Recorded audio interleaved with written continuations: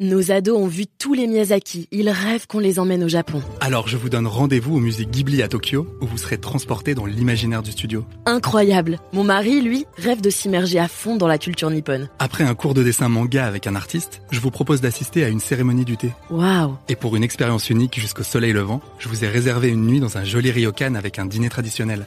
Je nous y vois déjà. Avec Marco Vasco, ne rêvez plus, vivez votre voyage l'esprit libre. Au rendez-vous sur marcovasco.fr pour imaginer votre prochain voyage sur mesure. Figaro Radio. Le talk décideur. Quentin Périnel.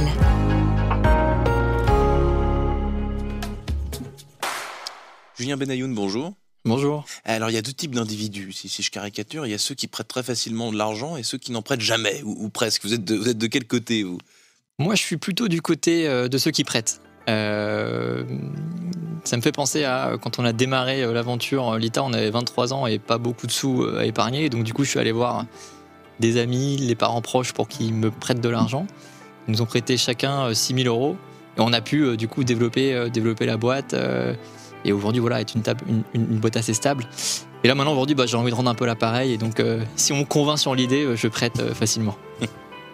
Bonjour à tous et bienvenue au Talk Décideur du Figaro, avec aujourd'hui en face de moi Julien Benayoun, qui prête facilement si on lui prouve que c'est une bonne idée.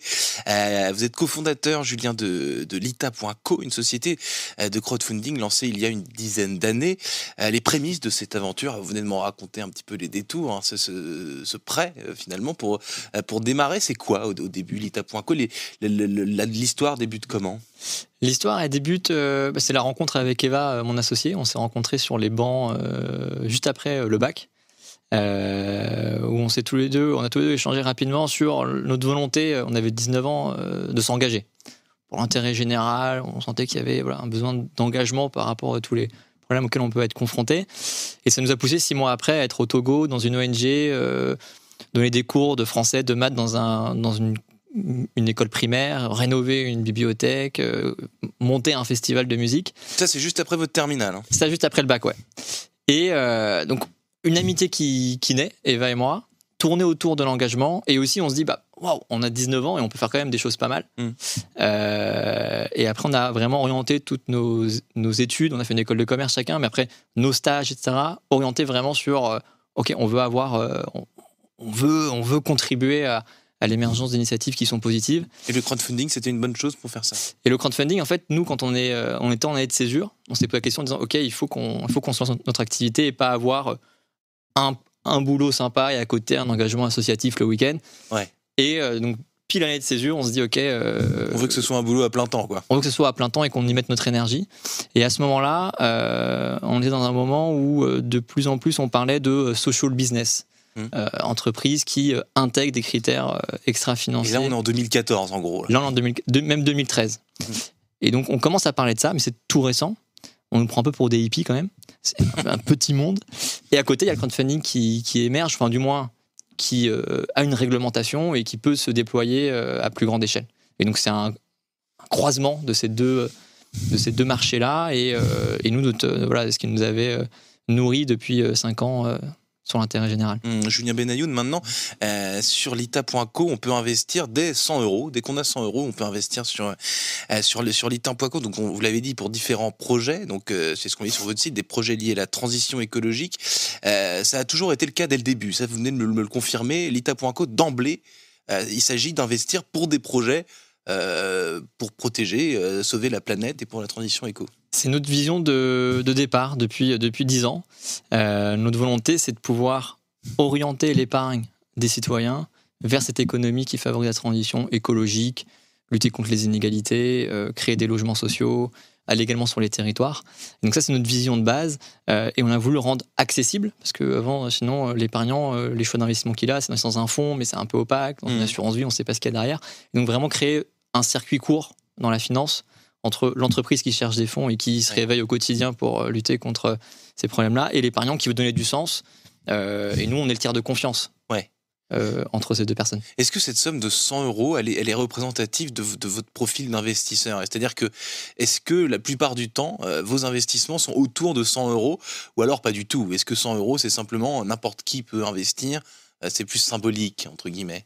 Il y a du symbole derrière, parce qu'on a vraiment cette logique de démocratisation. Et ce qu'on regarde, c'est que 2/3 de nos investisseurs investissent pour la première fois directement dans une entreprise. Donc on a ce rôle de pédagogue. Le ticket moyen, il est à 1 500 €. Donc on n'est pas non plus éloigné. C'est quand même beaucoup plus. C'est beaucoup plus, mais ça reste quand même des investisseurs qui ne sont pas des professionnels, qui cherchent un peu à diversifier leur patrimoine et surtout à donner du sens à leur argent. Combien vous avez, alors avant de parler des projets que vous avez aidés à être concrétisés, combien vous avez d'investisseurs aujourd'hui Aujourd'hui, on a plus de 40 000 investisseurs actifs sur l'ITA. Et ce qui est intéressant, c'est qu'ils n'investissent pas une fois. On va les accompagner à diversifier leurs investissements sur l'ITA sur des On peut investir plusieurs fois sur l'ITA, pour plusieurs projets différents. Exactement. On choisit le projet en fonction de notre compréhension de l'activité de l'entreprise, en fonction de la sensibilité d'impact qu'on va avoir. Est-ce que c'est plus environnemental, social, sociétal, régional, parce que j'habite dans ce coin-là. Également, quelles sont mes attentes en termes de liquidité. Est-ce que j'ai besoin de l'argent dans 5 ans, 10 ans ou 3 ans. Fiscal aussi. On peut réduire son impôt en investissant dans des entreprises sur l'ITA.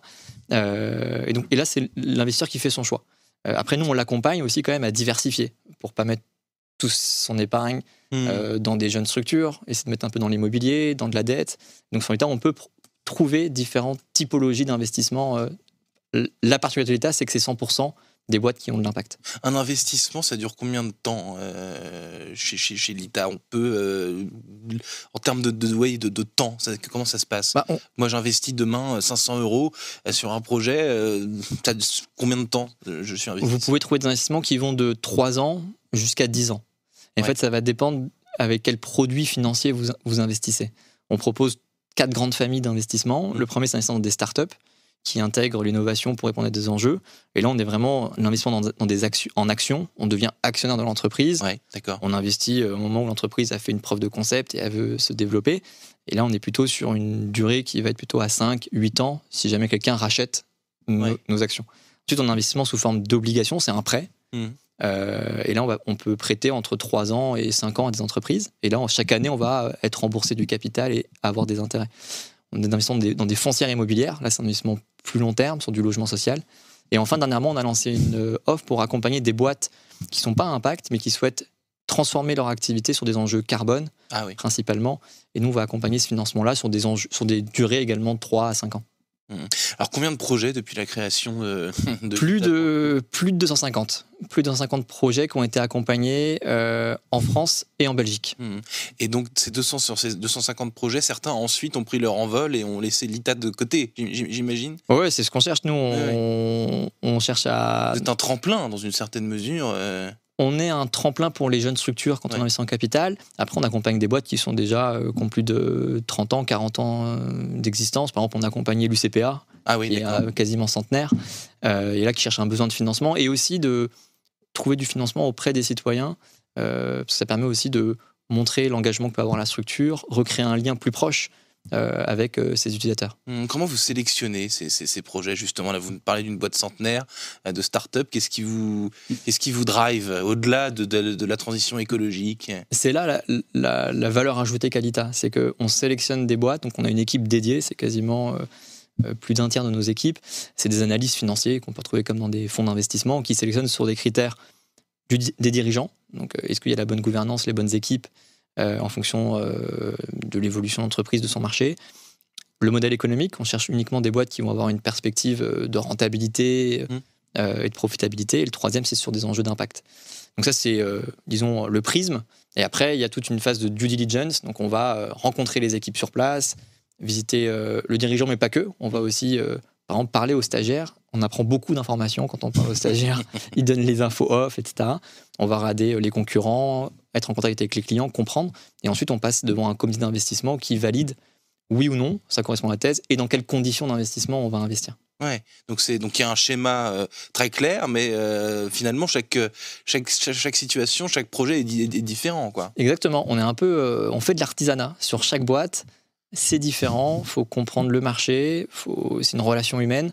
Et aussi, il faut donner envie aux dirigeants de travailler avec nous, de montrer qu'on est réellement un investisseur à impact, qu'on prend les citoyens, qu'on est prêt à être sur du moyen long terme, qu'on ne va pas uniquement regarder la rentabilité à court terme, ce qui peut faire dévier l'entreprise de ses enjeux extra-financiers. Et donc il y a aussi une relation de séduction et de confiance à avoir avec le dirigeant. Si ça marche pas, comment on fait? L'investisseur, j'investis 500, 1000 euros dans un projet qui capote, ça peut arriver. Ça arrive. On investit directement dans les entreprises, donc c'est un investissement qui est risqué. On recommande de ne pas investir plus de 10% de son épargne à travers son LITA. Après, nous, notre boulot, c'est de sélectionner au maximum les boîtes. Sur les entreprises qu'on reçoit en candidature, on n'en prend que 3 à 5%. Et ensuite, selon les produits financiers qu'on va utiliser, il y a des taux de risque différents. En moyenne, sur l'action, on est à 15-20% de taux de défaut. Sur l'obligation, on est plutôt à 3%. Et si ça ne marche pas, on perd tout. C'est comme sur un contrat d'assurance vie avec les risques élevés, moins élevés, etc. C'est la même logique. À partir de quand je peux récupérer de l'argent, l'argent de cet investissement, grosso modo? Si vous investissez sous forme de prêt, dès les 6 premiers mois, vous pouvez déjà retrouver des intérêts. Et le capital également qui sera remboursé progressivement d'année en année. Vous êtes également, vous, Julien Benayoun, au bord de plusieurs sociétés. Vous êtes jeune, plutôt jeune. Comment est-ce que vous organisez votre vie professionnelle entre la direction de Lita.co et donc cette participation à plusieurs boards de sociétés? Ça rentre clairement dans le métier de Lita. C'est-à-dire qu'une fois qu'on investit dans les boîtes, on va représenter les investisseurs citoyens dans les organes. Non, les deux vont ensemble. Ouais. Et donc, du coup, j'y suis en tant que représentant des investisseurs Lita qui nous ont fait confiance.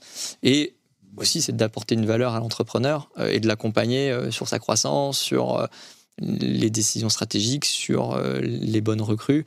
Et alors, en effet, j'ai 35 ans. J'ai commencé très tôt à diriger la boîte. Et donc, l'échange que je peux avoir, c'est plutôt de dirigeant à dirigeant, d'échanges de bonnes pratiques, des challenges et des défis qu'on peut avoir lorsqu'on passe de 10 salariés à 50, d'organisation et de développement commercial.